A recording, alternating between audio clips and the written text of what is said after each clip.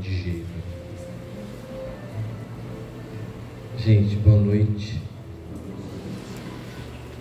Graças a Deus, nós estamos reunidos uma vez mais em nome de Jesus. Eu não acho ruim, pelo contrário, eu vou agradecer se alguém, como não tem nenhum relógio para eu ver, faltando 5 minutos, professora Danila, Laura, me chamar a atenção. Muito bem. É muito interessante ao vir para cá e nós observarmos essa magnífica lua cheia. Aí nós estamos num grupo de franciscanos lendo o Evangelho segundo o Espiritismo. Nunca é demais lembrar por que Evangelho segundo o Espiritismo. Muita gente pergunta, é outro evangelho, é outro texto? Não, são os mesmos textos dos 4 evangelhos canônicos. Os mesmos.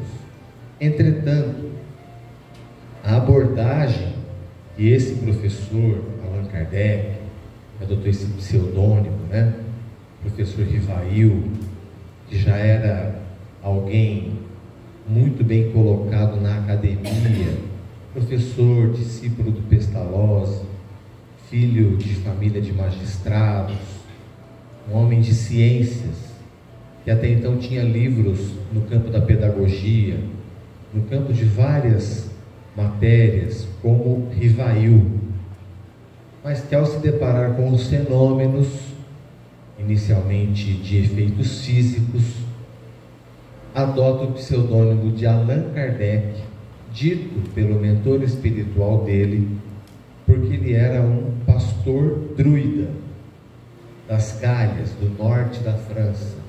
Então ele adota esse pseudônimo para as obras que ele escreve, compilando a doutrina espírita.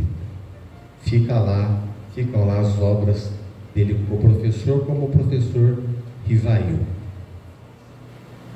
Eu digo isso porque ele adota uma metodologia, pensando dos evangelhos canônicos, a exemplificação moral de Jesus.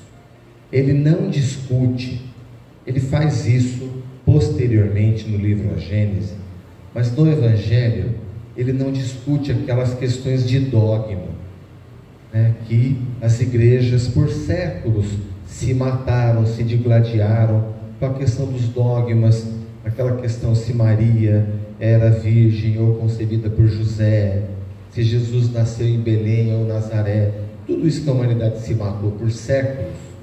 Allan Kardec, ele, em trabalho conjunto com essa pleiade de espíritos, um deles assina essa mensagem lida pela Danila, o espírito protetor, de que essa discussão não levou o homem à mudança de atitude. Bom, e o que leva o homem à mudança de atitude? Jesus conta algumas histórias, dentre elas, que está entre nós, a parábola do semeador, a parábola do filho pródigo, várias parábolas que Jesus contou para se fazer entender, na condição de um professor, de mestre, que se dirigia a uma sociedade agrária simples e que precisava de exemplos do cotidiano para se fazer entender. Então Allan Kardec pinça dos evangelhos isso e traz para que a gente possa entender. Gente, não poderia ser de outra forma. A visita do Espírito mais perfeito que conhecemos, trazendo a mensagem mais importante que a Terra conheceu, não é possível que ele não iria encontrar um método de fazer chegar até hoje entre nós. Então realmente aquelas discussões foram ficando para trás. Hoje nós olhamos até com uma certa infantilidade essas questões que foram discutidas, porque isso não muda, isso não nos faz mais pacíficos, isso não nos faz mais compreensivos, isso não nos faz mais caridosos, ou como disse a leitura, nós fazermos que a mão esquerda não saiba o que faz a direita. Se a caridade é necessária, é uma necessidade do ser humano entender que a atitude caridosa é uma lei universal, que a gente não propagandeie isso, que a vida seja testemunha disso. Se vê a paciência, o Allan Kardec, como professor, ele vai falando que não será pago, que será pago. Mas não é questão de ser pago ou não ser pago, é uma questão de consequência, porque isso já está concebido nas leis da natureza. E leis da natureza nós estamos falando em Francisco de Assis, e nós estamos falando num momento tão importante da questão da regeneração. Outro termo cunhado pelo Espírito Verdade para Allan Kardec, que pergunta genericamente as categorias de mundos, né? Jesus diz: há muitas moradas na casa de meu Pai, e nós espíritas entendemos que são essa infinidade de planetas, e que nós estaremos em cada um conforme a nossa evolução espiritual. Então ele resume em 5, né? Mundos primitivos, provas e expiações, que é o nosso, e mundo de regeneração. O que é regeneração?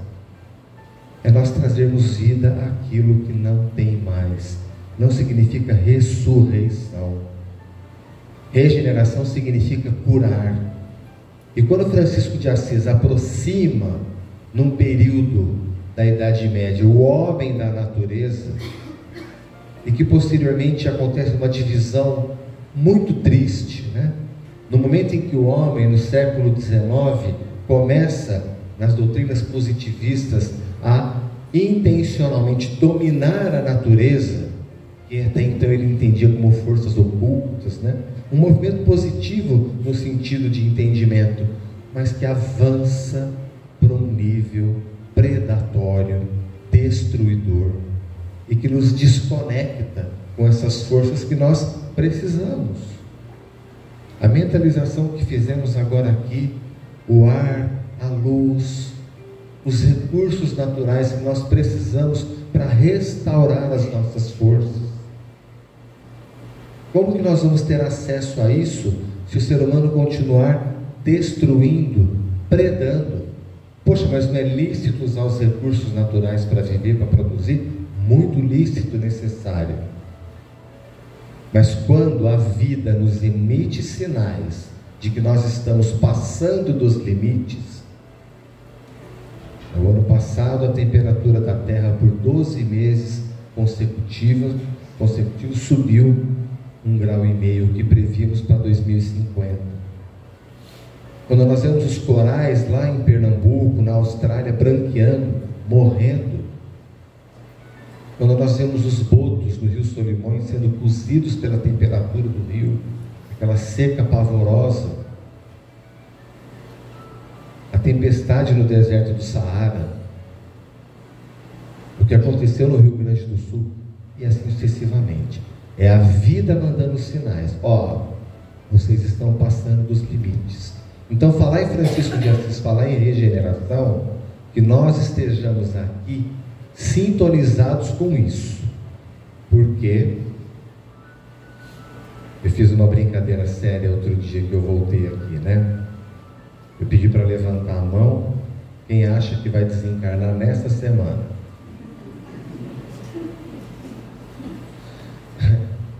E eu faço isso, né? É uma brincadeira séria, porque nós realmente não sabemos. Nós não sabemos. Mas ela guarda uma reflexão com uma parábola que Jesus contou, na simplicidade da vida cotidiana que ele trabalhava. Ele diz que o trabalhador fiel é aquele que está com a lanterna na mão à espera do seu Senhor quando chega de uma noite de viagem.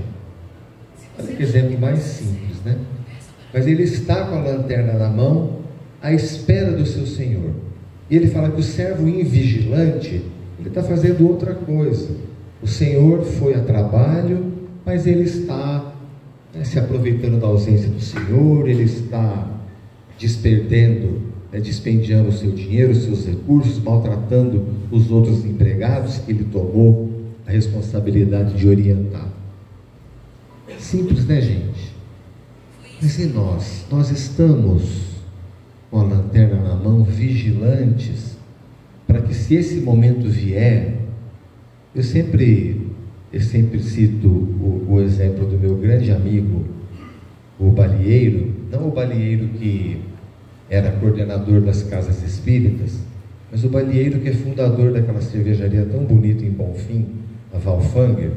O Balieiro, ele foi um dos empreendedores mais notáveis desse país, e foi um dos criadores da FenaSupra, essa feira tão importante que nós temos aqui em Sertãozinho, uma feira que, uma oportunidade muito grande de mostrar como é possível conciliar o nosso agronegócio, que sabe restaurar, regenerar terra degradada, produtividade de semente, sem precisar devastar, sem precisar destruir, né? Ele foi um dos criadores e outras feiras que ele fez pelo Brasil, e ele então, chegando perto dos 65 anos, falou: olha, chega, vou para Ribeirão Preto de novo, vou fundar uma cervejaria que é meu sonho, e tocar a vida em Ribeirão com mais tranquilidade. Um probleminha, se eu não me engano, aquele de vesícula, algo bem simples, um procedimento no hospital, ele tem uma infecção e regressa à pátria espiritual. Eu tive a felicidade de conviver com ele nesse final, porque Ribeirão Preto criou, vocês sabem, o polo cervejeiro, né? É toda uma cadeia produtiva dos fabricantes de chopeira, do barril, da cerveja, em toda a sua customização. E isso é razão de prosperidade para a gente, isso é razão de qualidade de vida, né? Mas ele não esperava que ele fosse fazer essa viagem.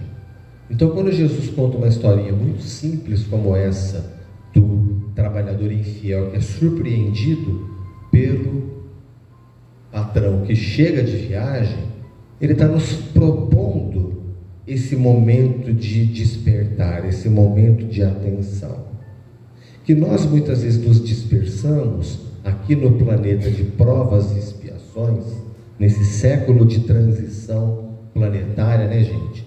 O mentor do Chico Xavier afirma isso, o Emmanuel, no livro A Caminho da Luz, na década de 50, repete em 1969, no programa Pinga Fogo, do Chico Xavier, de que esse é o século da transição planetária e os sinais estão evidentes. Como nós estamos sintonizados com isso?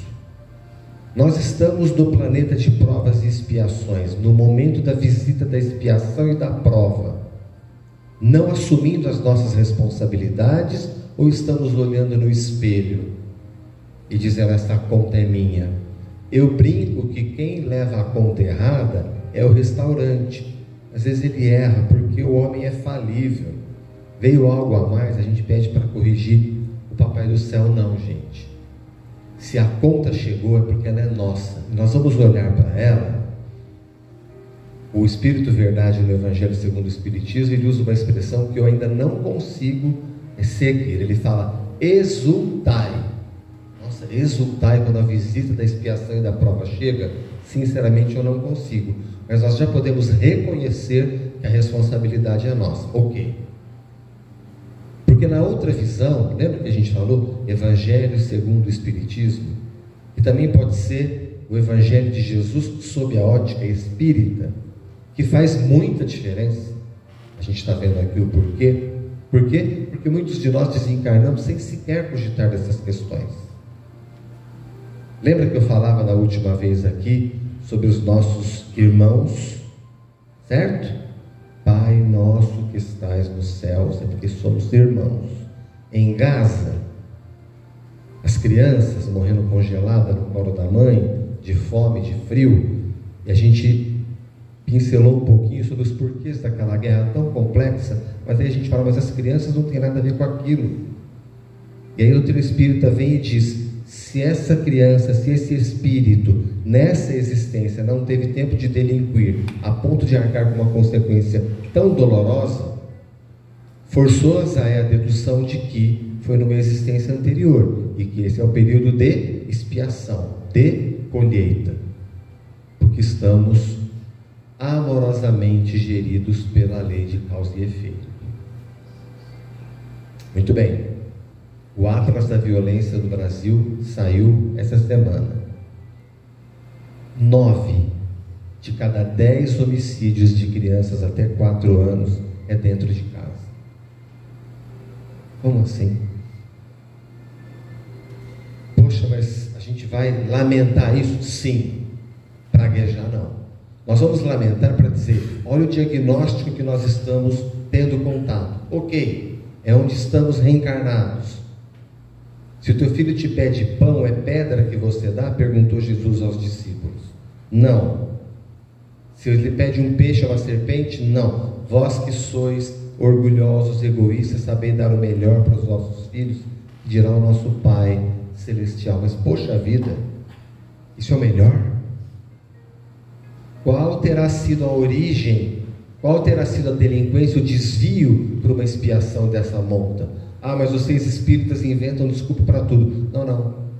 Nós só estamos entendendo que Deus é justo, infinitamente misericordioso e bom, e oferece a cada um segundo suas obras, como revelou Jesus de Nazaré. E aqueles que ergueram a espada se volta. É a pedagogia da reencarnação, através da colheita, deduzindo o que foi o plantio e nos corrigindo. Mas o importante é a permanência da consciência de que nós estamos nos regenerando, na sintonia com o planeta de regeneração que nós estamos a caminho. Com Francisco de Assis e com Jesus e com o Evangelho, nós vamos manter essa sintonia, não da destruição. Quando é Francisco, nós lembramos da natureza evidente da fauna e da flora, necessárias à nossa vida aqui na Terra. Mas as questões morais são importantes. Como que nós estamos com relação a oferecer a outra face? Alguém aqui treinou aquela proposta da campanha? Não, né? Daquela campanha que eu fiz, vamos levar desaforo para casa? Alguém está treinando essa? Campanha, leve desaforo para casa, mas jogue fora antes de entrar, porque quem está dentro de casa não tem. Até dá para dividir, né, gente? Compartilhar as dores, os problemas, elaborar junto. É tão gostoso quando a gente senta frente a frente, conta o que se passou no dia. Às vezes algo que a gente não percebeu, ao verbalizar a gente percebe, o outro nos dá uma ideia. O lar é maravilhoso por causa disso, desse encontro de diálogos. Mas aquela vibração do desaforo que a gente recebeu, dá tempo de elaborar até em casa, mas tem que ter vontade, tem que entender que é o caminho, porque se a gente ainda estiver na frequência do bateu, levou, a sintonia não vai ser boa. E é isso que nós estamos aqui em desafio, com essa sintonia do tempo de harmonia, do tempo de regeneração. Mas nós precisamos criar essa disposição, porque se o orgulho falar mais alto, e somos orgulhosos, estamos encarnados aqui no planeta, mas qual é a diferença da vontade? É de entender por que a Heloísa estava daquele jeito, por que ela me tratou daquele jeito, por que ela me respondeu daquele jeito, por que ela foi me falar aquele desaforo naquele momento, na frente dos outros, na frente dos alunos, na frente dos clientes. Pegando o pé da Heloísa, mas não é ela, viu, gente? Pelo amor de Deus. Não é ela, é todo mundo. Mas é porque isso acontece com a gente. Isso acontece porque o outro, ele está numa frequência que a gente não sabe se ele vem nos franciscanos de terça-feira fazer essa restauração da harmonia espiritual, uma mentalização como essa, uma leitura como essa. E ao sair daqui, o nosso esforço em preservar essa atmosfera espiritual para dentro do nosso lar, no nosso dia a dia, no trânsito, no trabalho.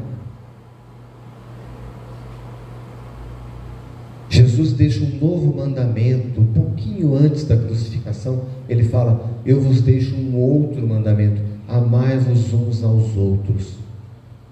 Os meus discípulos, os meus seguidores serão reconhecidos pelo amor uns aos outros.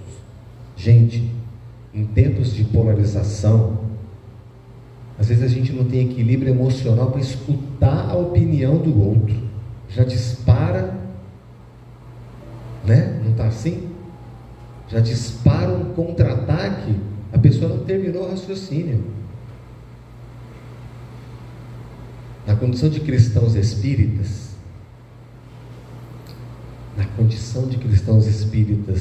que sintonizam com Francisco de Assis, que sintonizam com a regeneração, que sintonizam com o perdão, e não do bateu, levou, que sintonizam com oferecer a outra face, que sintonizam com não prestar falso testemunho, no WhatsApp, nas mídias sociais, disparando coisas que não têm razão nenhuma, não tem origem em fonte confiável, nós não vamos sintonizar com isso, porque nós queremos ser reconhecidos de verdade pelo amor uns aos outros, mas a gente precisa aprender a ouvir, a gente precisa aprender que o outro não está tendo as oportunidades que nós estamos tendo, e lembrar aquilo que Jesus revelou: muito será pedido a quem muito foi dado. Ok, nós temos um papel a desempenhar nesse momento de transição, primeiramente conosco. A caridade começa com a gente, por isso esse movimento de estarmos aqui na terça-feira, cuidando da gente, né? Aprendemos a falar isso, nós não estamos cuidando do nosso espírito, porque nós não temos espírito, nós somos espírito, então nós estamos cuidando da gente, até porque o cérebro cansado não pensa direito. Vamos relaxar, vamos receber a oração, vamos olhar para o Evangelho. Quando Jesus pede água para a mulher samaritana, e ela ainda na cegueira do fundamentalismo religioso: não, você é judeu. Ele diz: se você experimentar da água que eu tenho para te oferecer, você nunca mais sentirá sede. Que água é essa? Não é a água da destruição, não é a água da vingança, não é a água do julgamento pelas aparências. É a água da fraternidade, da compreensão, do alto perdão, do alimento espiritual, do pão de cada dia da alma, aquele que nós conseguimos fazer na condição de imperfeitos, porém úteis. Imperfeitos, porém úteis. A gente já fez essa escolha, porque essa leitura do Evangelho de hoje, a paga, a remuneração,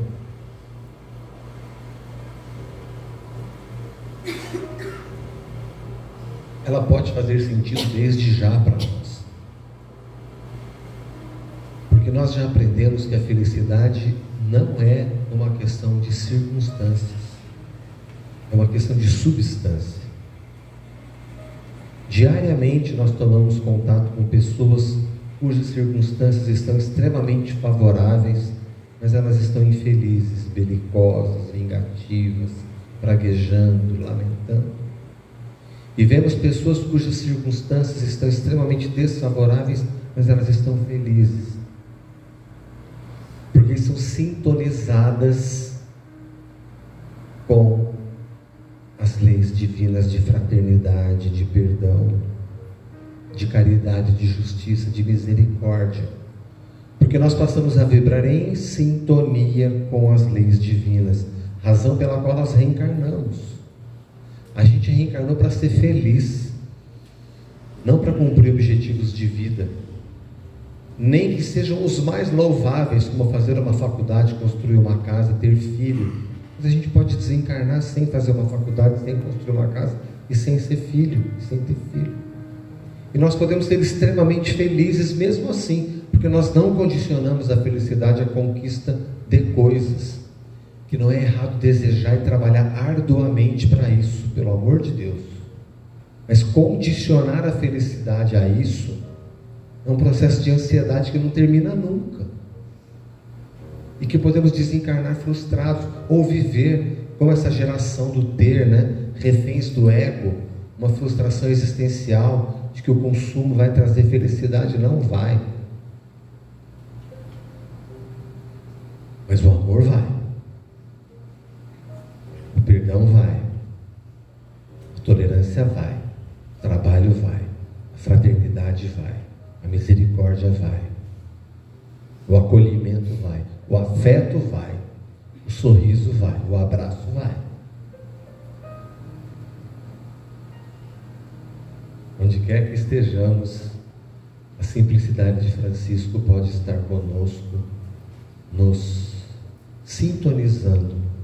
Porque ao fazer assim, nós vamos estar vibrando em sintonia, em harmonia com a vida. E evidentemente essas forças, estando harmônicas a nós, nos trarão a felicidade que todos nós almejamos. O trecho do caminho está mais espinhoso, a colheita está difícil. Eu repito, não é abandono de Deus. Significa muito pelo contrário, que Ele já reconhece em nós estrutura emocional e espiritual suficientemente fortes para resgatar esse passado de semeadura que não foi o mais feliz, mas que de agora em diante a gente está tentando corrigir o rumo e alinhar a nossa conduta às recomendações dele. Que assim seja, gente, que nós possamos, nesse exercício contínuo de aproximação com Francisco, com o Evangelho de Jesus sob a ótica espírita, que dá sentido ao que nós estamos passando aqui, e não um significado de abandono, muito pelo contrário. Tudo bem? Fazemos a oração? Então, novamente, vamos